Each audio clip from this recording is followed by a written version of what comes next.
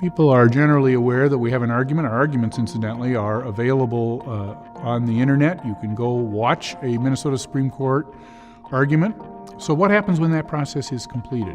We retire to the historic conference room in this building, and the seven of us, no assistants, no law clerks, no administrative assistants, no staff personnel, participate in this discussion. It's just the seven of us, and we talk about how the case should come out. A member of the court will make an argument for how the case should be decided, and then we'll go around the room in seniority order to discuss whether we agree or disagree and why or why not we might agree or disagree. Let's say that the process is complete and that the court is unanimous. That justice will then proceed to write an opinion explaining why the court has decided the case in that fashion. Sometimes it's not unanimous. Our number of unanimous opinions is much higher than non-unanimous opinions. We probably, somewhere in the neighborhood of 60 to 70% of the opinions this court issues are unanimous.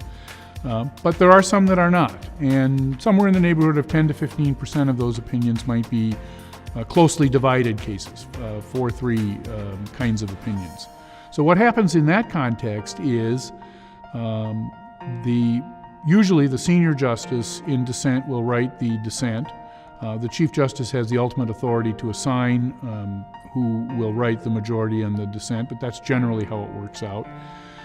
And the parties, the two justices, will then exchange those drafts over some weeks until they have thoroughly explored the issues, and then they'll circulate the majority and the dissenting opinion to the other members of the court, who will then sign on to either agree with the dissent or to agree with the majority.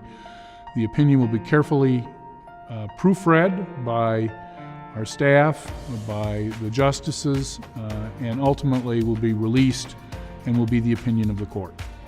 This process, or some version of it, is how this court has operated since it was a 3-member court in the very early days of our time as a state. The state constitution was adopted in 1858. We began with a 3-member court, ultimately expanded to a 9-member court, and then we went to a 7-member court when the Court of Appeals was created. But the process that I've just described would have been very familiar, even if the computers and word processors and technology that we use today is not.